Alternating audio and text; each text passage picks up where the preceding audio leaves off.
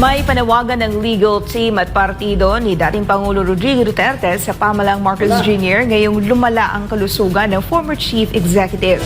Ipinagpaliban ng mga hukom sa International Criminal Court o ICC ang nakadakdasa ng confirmation of charges hearing ni dating Pangulong Rodrigo Duterte. Nakadakdasa na itong gawin sa The Hague sa Setyembre 23 para tukuyin kung may sapat bang basihan para ituloy ang paglilitis laban sa dating Pangulo. Nauna ng hiniling ng kampo ni Duterte na ipagpaliban na nasabing hearing dahil unfit umano ang dating chief executive na dumalo. Pinayagan naman ng karamihan sa mga hukom ang kahilingan ng depensa at nagbigay ng limited postponement. Sa panayam naman ng overseas Filipino na si Dave Alvin Zarzate sa The Hague kay Duterte Lead Counsel Nicholas Kaufman, kinumpirma nitong patuloy na nanghihina ang dating Pangulo. Ani Kaufman, matagal nang lumalala ang kalusugan ni Duterte kaya hirap itong intindihin ang ebidensya at magbigay ng malinaw na utos sa kanya mga abogado. Dagdag pa niya, bagamat nananatiling masigla, ramdam daw ang pagtanda ng dating Pangulo at epekto ng pagkakakulong. Hiniling naman na depensa na payagan na makauwi si Duterte sa Pilipinas upang harapin ang anumang proseso ng may dignidad. Nanawagan din sila ng pantay na pagtrato sa dating Pangulo. Samantala, para sa Partido Demokratiko Pilipino o PDP, kung saan chairman si Duterte, dapat nang makauwi sa Pilipinas ang dating presidente. Sa opisyal na pahayag na ipinadala sa SMNA News, nanawagan si PDP Vice Chair Alfonso Cusi sa Administrasyong Marcos Jr. na pagbigyan ng hiling na pauwiin si Duterte. Giit ni Cusi, hindi ito usapin ng politika kundi usapin ng pagkatao dahil nakataya raw ang buhay at dangal ng isang kapwa Pilipino. Sa ngayon, wala pang tiyak na petsa kung kailan itutuloy ang confirmation of charges hearing ni Duterte sa ICC.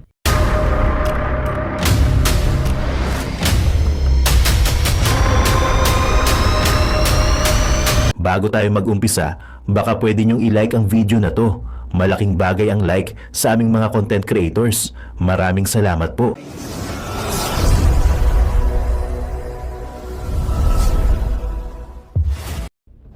Yun guys, napanood nyo yung preview natin. So ayan, si Tatay Digong po ay patuloy na nanghihina, no? At yung nakatakdang hearing mga kababayan ay na-postpone ayon kay Atty. Kaufman. So mga kababayan, kasi alam nyo naman, si Tatay Digong ay medyo may pagkaulyanin na. Siyempre may mga tanong-tanong yan, mamaya makakalimutan o ganito, hindi maganda yung pagkasagot ni Tatay Digong, medyo magkakaalanganin tayo. Siyempre kayo ba dyan mga babayan, meron ba kayong mga lolo o lola dyan na 80 years old, di ba? Pag nagkwento yan sa inyo o nagkwento sa atin, di ba? Minsan tama, minsan mali. My God! Ito, sila, mihiling sila mga babayan ng pag-uwi na lang ni Tatay Digong at dito na lang siya litisin. Kaso mukhang malabo yan mga kababayan.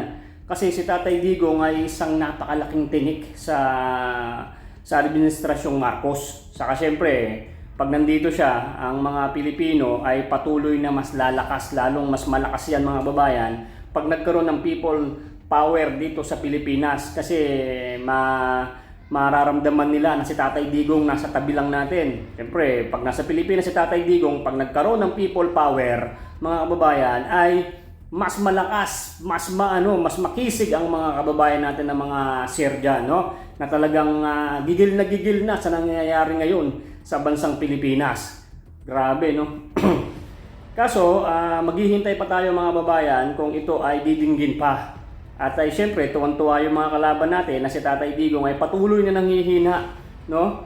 At ay ipanalangin pa rin po natin mga babayan na mayroon pa rin isang himala na mangyayari na si Tatay Digong ay mapapauwi. At dito, mamaya mapapanood nyo si Atty. Haro Roque na si Marcos Jr. lang daw ang pwedeng makapagpauwi, no? Yung pagpapauwi kay Tatay Digong. Pero palagay nyo ba mga kababayan, si Bongbong Marcos po ba ay papayag kaya na si Tatay Digong ay mapauwi ng Pilipinas at dito na lang litisin?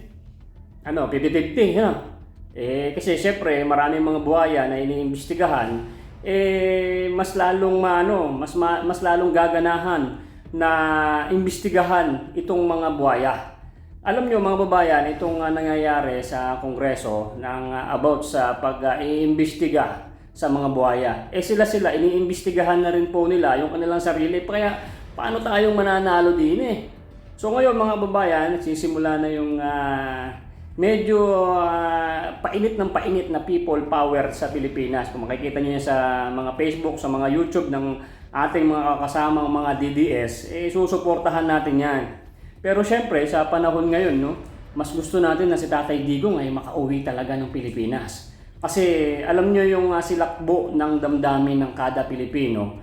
Pag sila ay lumabas ng lansangan at alam nila si Tatay Digong ay nasa Pilipinas na, Diyos ko, yun talaga ang pinaka-the best. Pero alam nyo, kahit wala si Tatay Digong dito, ay itutuloy pa rin po yan. Ngayon sa investigasyon, mga kababayan, ay patuloy na umiinit pa rin. Kaso yung mga iniimbestigahan mga kababayan ay nasa tabi lang po ng mga nag-iimbestiga.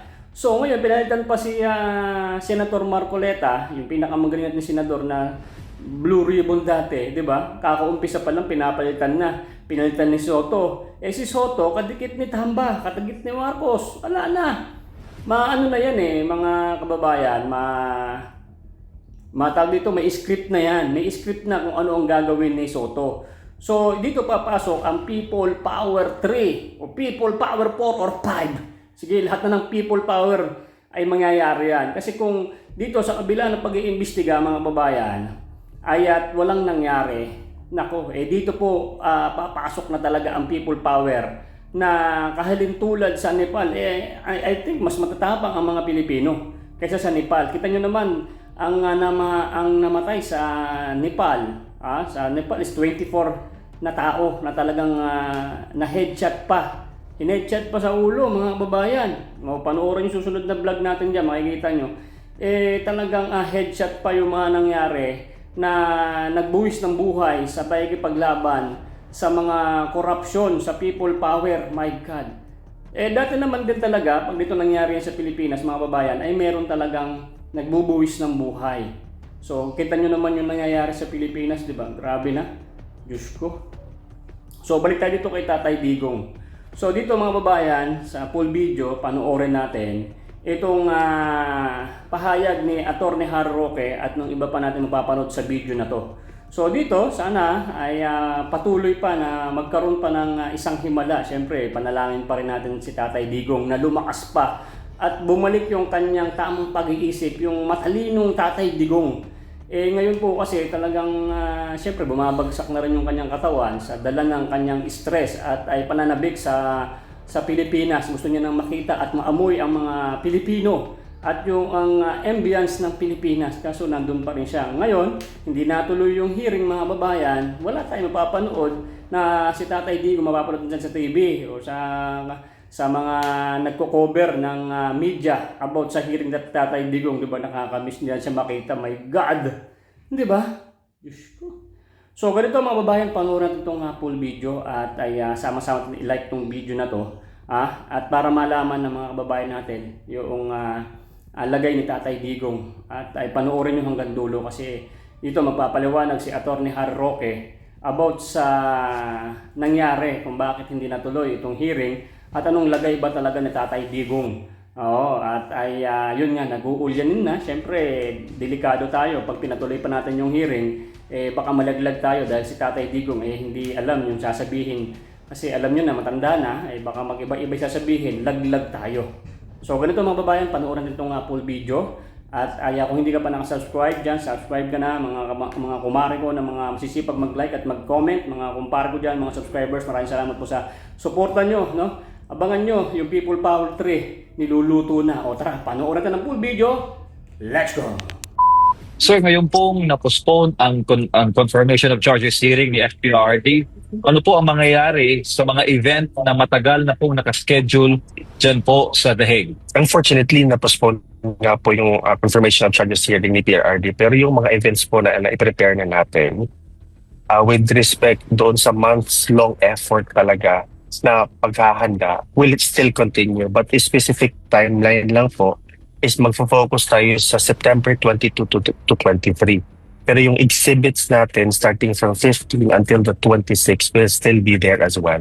Because the aim of the exhibits is to actually increase visibility and awareness sa nangyayari kay PRRD. Pero yung events mismo kung saan hopefully marami tayong mga kababayan na mag-join dito sa event na to is 22nd and 23rd na. Well, alam niyo po, normally nagla-live ako sa aking mga Spokes Hour. Pero ngayon po, record ko dahil ayaw kong magkamali. Masaya lang po ang ating pag-uusapan ngayon. Bakit ba nakansela ang confirmation of charges ni Tatay Digong At ang dahilan na sinabi ng hukuman ay inability to stand trial. At ano na ang mangyayari matapos itong kanselasyon nito? Well, unang-una po, no? Ang sabi ng hukuman talaga, unable to stand trial. Dalawa po yung inability na yan. Yan ay physical o di naman kaya mental. Now, kung physical, ang sabi naman po ni Kitty Duterte ngayon, mukhang malakas ang tatay niya. So, hindi po yan physical. Pero pag sinabi namang mental, hindi naman po ibig sabihin yan na wala na sa tamang pag-iisip si Tatay Digong. Siya'y 80 anyos at alam naman natin na kapag 80 anyos ka na, medyo limot-limot ka na, no? At kapag ikaw ay limot-limot na, hindi mo talaga maintindihan kung ano yung mga paratang sa'yo at hindi ka talaga magkakaroon ng pagkakataon na depensahan ng iyong sarili. So isipin na lang po natin, hindi po yan physical na kapansanan, hindi po yan mental na kapansanan, kung hindi, talagang limitasyon dahil nga po sa edad ni Tatay Digong na 80. At sino ba naman 80 na hindi na nagiging limot-limot? Siyempre, yung pagiging limot-limot, nakaka-apekto rin yan dun sa kanyang pagkakaintindi ng mga paratang laban sa kanya at kung ano yung mga depensa na po pwede niyang gamitin, no? Para mapatunayan na hindi siya nagkakasala. Now, ang tanong, saan na tayo patungo matapos ito? Walang sabi po ng hukuman, hindi sila magi-schedule hanggang hindi maresolba yung mga iba pang mga pending na motions na nakabindin at mukhang hindi sila makakapag tuloy ng pagbibista ng confirmation of charges kung talagang wala sa tamang kakayahan ang Tatay Digong na harapin ang mga paratang sa kanya. Nag-issue rin ng statement itong si Kaufman, ang lead counsel, at inulit niya sa pangatlong pagkakataon na ang dahilan kaya hindi nga siya po pwedeng humarap sa kanyang paglilitis ay totoo. Yan ay napatunayan na gamit ang siyensya at mga dalubhasa. So, pinasisinungalingan niya yung mga paratang ng mga biktima na umiiwas lang sa paglilitis si Tatay Digong at inulit niya na yung pagkakabalik ni Tatay Digong sa pamamagitan ng interim release ay nakasalalay sa kasunduan sa gobyerno ni Marcos. Now, pangatlong beses na po ito na sinabi ni Atty. Kaufman na talagang ang kalayaan ni Tatay Digong ay nakasalalay sa mga Marcoses. Alam niyo na naman po ang aking paninindigan dyan. Naniniwala po ako na unang-una ang problema ang gumawa ay ang mga Marcoses. So sa tingin ko po, hindi para bigyan ng solusyon ng mga Marcoses ang kapalaran ni Tatay Digong. Talaga pong pinadala nila siya sa dahig dahil nais nilang matanggal ang malaking tinik sa kanilang kagustuhan na manatili sa kapangyarihan forever and ever. Isang bagay na kamuntik na nagawa ng kanyang ama na antala lamang dahil nga sa People Power 1 na ginagaya ngayon sa iba't ibang parte ng daigdig, ginaya sa Eastern Europe, ngayon ginagaya sa Indonesia at iba pang mga lugar. Pero ang tanong, talaga bang wala ng ibang solusyon para mapalaya si Tatay Digong? Well, unang-una po lilinawin ko. Bagamat galit na galit sa akin si Kaufman, naintindihan ko ang kanyang kalagayan ngayon. Limitado ang kanyang options. Bakit? Kasi po itong inability to stand trial, malabo po. Walang sinasabi ang ICC Rome Statute kung itong inability na ito ay maging permanente. Ang remedyo kapag merong inability to stand trial, panandalian, hindi itutuloy ang paglilitis hanggang magkaroon na ng kapasidad ang akusado na depensahan ng kanyang sarili sa isang paglilitis. Paano kung permanente na yung inability to stand trial? Alam naman natin na kapag limot-limot dahil nga sa katandaan, hindi na po maibabalik yan. Wala pong gamot dyan. So, paano nang mangyayari? Ito po talaga ang problema. Dahil sa Rome Statute mismo, walang nakasaad kung anong mangyayari kung permanente na yung inability to stand trial. Kaya nga po, siguro minabuti ni Kaufman na ang solusyon na lang talaga ay interim release. At ang mabuti naman pong balita, dahil dito sa desisyon ng korte na unable to stand trial si Tatay Digong, 100% tingin ko mabibigyan na siya ng interim release. Ulitin ko po dahil nagkaroon na ng conclusion ng hukuman na unable to stand trial itong si Tatay Digong, 100% pwede siya mabigyan ng interim release. Ang tanong, saan? Siyempre, yan po ay sa isang lugar na kasapi pa rin ng ICC na merong obligasyon yung bansa na tatanggap sa kanya na tumupad sa mga kondisyones na sasabihin ng korte para sa interim release. Ibig sabihin po, under the ordinary course of events, hindi po pwede sa Pilipinas yan dahil hindi na nga tayo naging miyembro ng ICC mula pa nung panahon na bumitiw nga tayo sa panahon pa ni Tatay Digong. Ang pwede lang pong mangyari ay kung papayag talaga ang Marcos administration na tanggapin si Tatay Digong by way of interim release at kung papayag ang hukuman. Kasi nga po, wala nang basihan para makipag-cooperate ang gobyerno ng Pilipinas sa ICC. Bagamat na lamang kung itutuloy talaga yung plano ni Marcos Jr. na sumapi muli at maging miyembro muli ng ICC. In which case, po pwede talaga na magkaroon ng interim release. Pero talaga ba kung ang pagpayag na lang ng mga Marcoses ang tanging pag-asa para makauwi si Tatay Digong? Well, sa akin po, unang-una, wag naman po sana. Dahil sila nga ang gumawa ng problema, ayaw ko naman na sila rin ang magbibigay ng solusyon, bagamat yan ang sinasabi ni Amy Marcos. Dahil ang kapatid niya ng pakulong, siya naman daw ang gagawa ng paraan para mapalaya si Tatay Digong. Sinabi ko na rin na siguro ang pagkakakilala ko kay Tatay Digong, kahit ang katumbas niyan ay kalayaan niya o pagbabalik sa Pilipinas, baka mahirap matanggap ni Tatay Digong yung paghingi ng pabor para magkaroon ng utang na loob sa mga Marcoses, yung kanyang pagkakabalik sa kanyang lupang sinilangan, lalong-lalo na sa Davao. So meron pa bang mga ibang pamamaraan para mapalaya si Tatay Digong? Samantalang, gaya ng aking sinabi, tahimik ang Rome Statute kung yung inability to stand trial ay maging permanente. Ang aking paninindigan, meron po. Totoo po, naghihimasok ako ngayon. Aminado ako naghihimasok. Pero paghihimasok ko naman po kasi ay dahil, number one, naniniwala po ako sa liderato ni Tatay Digong, naging tapat ako maglingkod sa kanya, at naniniwala po ako na kaya mahal na mahal si Tatay Digong ay hindi lang dahil siya sa kanyang personalidad, kung hindi pinakita niya ang isang liderato na nagbibigay solusyon sa problema ng taong bayan. Ibig sabihin, itong aking mga mungkahi naman po ay dahil na rin sa aking pagmamahal, pagrerespeto, at pagnanais na mapalaya rin si Tatay Digong. Ako naman po ay nagsabi na, kung ako naman po ay nag-propose ng domestic legal remedy, hindi po yung paghihimasok doon sa ICC dahil minsan hindi ko talaga pinakailaman si Kaufman doon sa kanyang ICC. Ngayon lang po ako magbibigay ng mungkahi at wag naman po sana masamain dahil ang naging solusyon ni Kaufman ay talagang makipagkasundo sa mga Marcoses para tanggapin si Tatay Digong by way of interim release sa ICC. O pwede po yan, kaya nga lang po, hindi naman garantyado na papayag din ng hukuman, una. Pangalawa, bagamat sinasabi natin na baka limot-limot na si Tatay Digong, alam ko po kung siya hindi limot-limot pa at talagang maninindigan, hindi po siya papayag na magkaroon ng utang na loob sa mga Marcoses. So ano po ang aking solusyon? Well, nakasaad din po yan sa Rome Statute, no? Magsasalamin po ako. Now, nakasaad po kasi sa Rome Statute talaga na itong inability na humarap sa paglilitis ay dahilan para talagang matigil ang paglilitis. Okay? Now, ang tanong, paano nga kapag ang inability to stand trial ay permanente? Ibig ba sabihin yon? Forever na siyang nakakulong o di naman kaya forever siyang naka-interim release sa ibang bansa? Kasi po pwedeng mangyari po yung kay Tatay Digong, may interim release either sa France, sa Belgium, sa Netherlands o sa Japan. Pero siyempre, hindi yan ang gusto ni Tatay Digong. Gusto niya makauwi sa Pilipinas.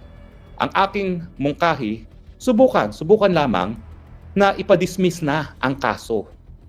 Ipadismiss na dahil nga walang kakayahan si Tatay Digong para tumayo at depensahan ang sarili niya sa isang paglilitis.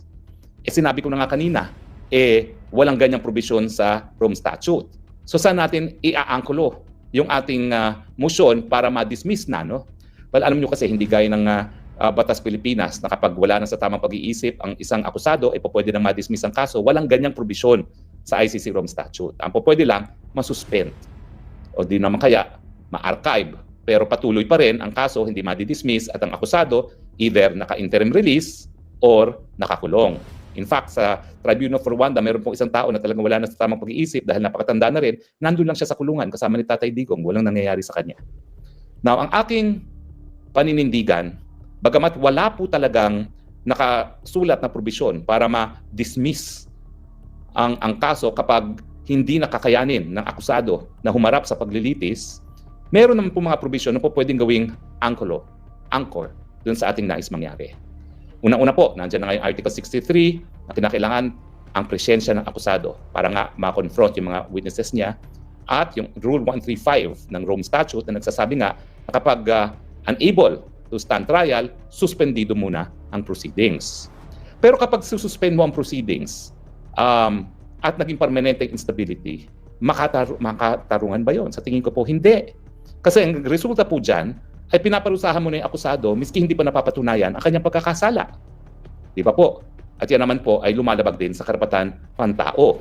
Lalong-lalo na dun sa karapatan ng speedy trial at saka dun sa presumption of innocence na pareho pong nakasaad sa International Covenant on Civil and Political Rights at saka dun sa European Convention on Human Rights. So ano pong legal na argumentong gagamitin para mapadismiss?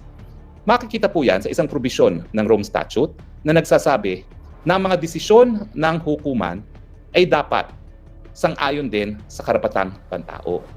Saan ba ho nakikita yung provision na yan? Well, nandito po yan sa susunod na slide. Nakasaad po yan sa Article 21.3 ng Rome Statute na ang pag-i-interpret ng provision ng Rome Statute ay dapat sang-ayon sa karapatang pantao.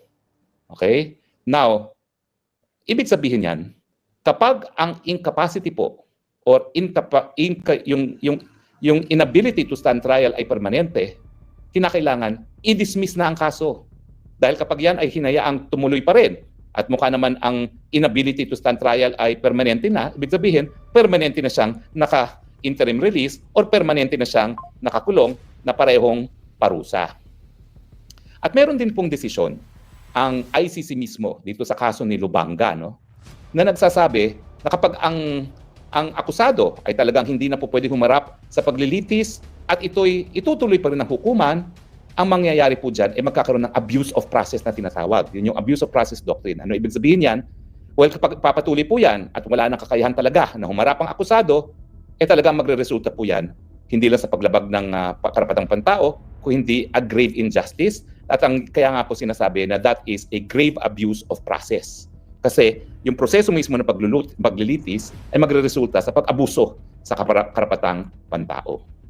At saka meron din pong Article 53 ang Rome Statute na nagsasabi na kapag hindi na posible ang isang fair trial dahil wala nang kakayahan humarap ang akusado sa paglilitis, kinakailangan justice demands that the interest of justice demands na kinakailangan i-dismiss na ang kaso. So anong sinasabi ko? Bagamat wala pong specific provision na nakasaad gaya sa batas ng Pilipinas na yung inability to stand trial, libot-limot na, ay hindi dahilan para permanenteng ma-dismiss ang kaso, meron naman pong sapat na provision sa Rome Statute mismo, 21.3, ang interpretasyon ng Rome Statute ay dapat sang-ayon sa karapatang pantao, yung pagbabawal sa abuse of process, at saka yung provision na in the interest of justice ang magagamit para nga po ma-dismiss ng tuluyan ang kaso kapag naging permanente na yung inability to stand trial. Now, meron pa ba ho tayong po pwedeng masandalan ng mga argumento? Well, tignan po natin sa susunod na slide. Marami na po mga desisyon ang lumabas, hindi lang po sa ICC, kung hindi doon sa mga iba pang international tribunal. Ang ICC, isa lang naman po yan sa international tribunal na nagpapataw ng parusa sa mga gagawa ng war crimes at crimes against humanity. Marami na pong desisyon ang War Crimes Tribunal for the former Yugoslavia at War Crimes Tribunal for Rwanda. Now, ano po yung mga kaso na yan? Okay, sa ICTY, okay, yung sa tribunal, meron pong prosecutor versus Trugar. Kapag ang akusado ay, yun na nga po, hindi na po pwedeng humarap sa paglilitis dahil hindi na niya masyado naintindihan kung anong paratang laban sa kanya at hindi niya masyado maintindihan kung paano niya bibigyan instruction ang kanyang abogado, kinakailangan isuspende. At kapag ito nga ay naging permanente, dapat ma-dismiss ang kaso. Isang kaso pa rin sa ICTY, prosecutor versus Sese. Yan, sinasabi naman na dapat isuspinde kapag ang kalusugan ng akusado ay magiging sagabal para siya ay makasapi sa kanyang depensa. Tapos dito nga sa ICC mismo, itong si prosecutor versus Lubanga, may talagang kapangyarihan ng hukuman na huwag ipatuloy ang mga proceedings kapag ang pagpapatuloy ng paglilitis ay makakasira sa integridad ng hukuman dahil yung paglilitis ay magreresulta sa unfairness or injustice. Isa pang kaso sa ICC din, prosecutor versus Ruto. Ang abuse of process ay nangyayari kapag yung pagiging patas ng paglilitis ay madudungisan. At ang tanging remedyo para ito'y maiwasan ay ang pagtigil sa paglilitis. Ibig sabihin, ang aking paninindigan, kung ang inability to stand trial ng Tatay Digong ay permanente, ang permanent inability to stand trial ay dapat magresulta sa unfair trial, at dahil dito, ang tanging remedyo ay ang tuluyang pagdidismiss ng kaso. Okay? So yan lang po aking mensahe. At yun na nga mga kababayan, ano na ang masasabi mo? Kung mayroon kayong hinaingat komento patungkol sa balitang ito, please comment down below. Pag-uusapan natin yan sa comment section. At kung nagustuhan nyo ang video, ay huwag kalimutang mag-like at i-share na din para mas marami pang makaalam at umabot ito sa marami sa ating mga kababayan. Maraming salamat po. Mabuti pa ang sardinas, may label. Eh tayo, wala. Oo nga pala. Nay, ito na yung bayad ko sa isa, ano? O, kunin mo yung isa. Isa muna, iyan, no? Tapos, isa pa, di ba? 4 dapat na sardinas, eh. Yan. 3 na. Pang-4 na sardinas. Okay na.